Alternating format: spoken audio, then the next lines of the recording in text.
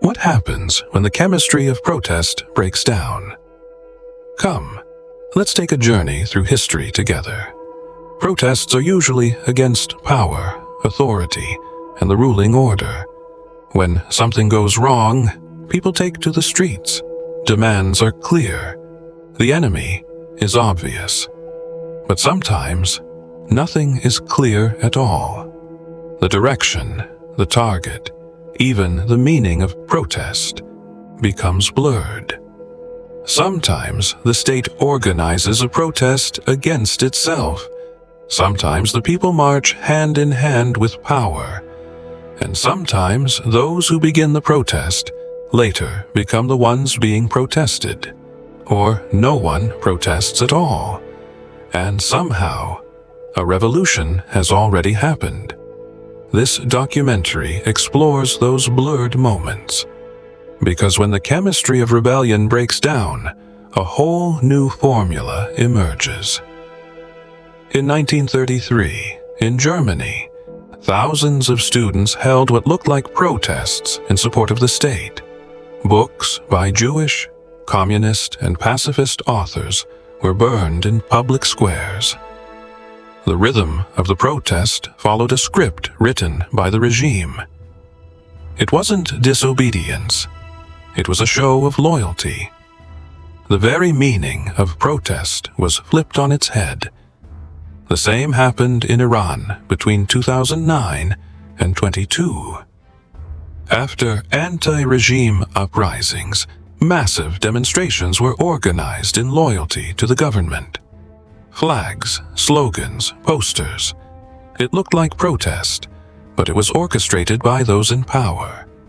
Some were there out of belief, others out of pressure. It wasn't rebellion. It was a staged display of obedience. In 1989, in Czechoslovakia, there was no tension between protesters and police. The army withdrew. Police accepted flowers. Without drama, slogans, or flags, this stripped-down protest dissolved the regime from within. The state didn't fall.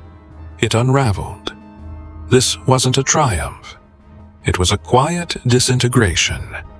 In 2020, George Floyd protests spread across dozens of cities in the United States. Power bent its knee. Some police officers hugged protesters. For a few moments, the hard face of power softened. This wasn't unity, but it was a shift, an anomaly in protest chemistry. In 1517, Martin Luther, a German priest, protested the Catholic Church for selling forgiveness. He nailed his 95 Theses to the church door, starting a new era. It was the first major public movement not against God, but against those claiming to speak in His name. In 1789, revolutionaries in France seized church property. Notre Dame was even renamed the Temple of Reason. God was replaced with logic. This wasn't abandoning faith. It was an uprising to separate faith from political power. Between 1926 and 1929 in Mexico, the religious population rose up. They launched an armed resistance against the secular state's crackdown on the church. It was sacred, violent, and undeniably political. In 2018, in India, women marched toward a temple they were banned from entering due to menstruation. Some men joined in solidarity. It wasn't religion they opposed. It was discrimination. In the 2000s, after abuse scandals in Ireland and the US, people marched in silence. They turned their backs on churches. Even the Pope was openly criticized. Over time, these protests sparked constitutional changes toward secularism. As you've seen so far, sometimes protest isn't against political power, but against deeper forces that hold authority. In the digital age, the form of protest has completely changed.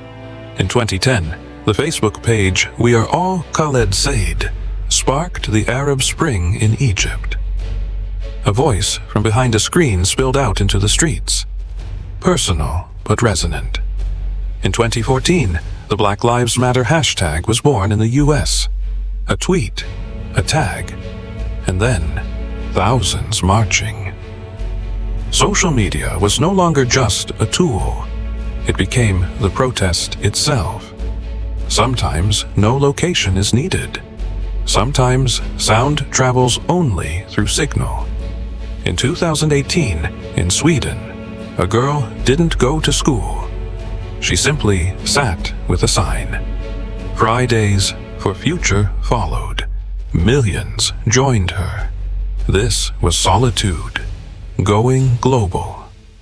Protest is no longer just about taking to the streets. Who's right? Who's powerful? It's not always clear.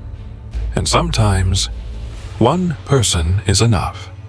Because the formula of rebellion has changed. Now, everyone carries their own response. See you in the protests of the future.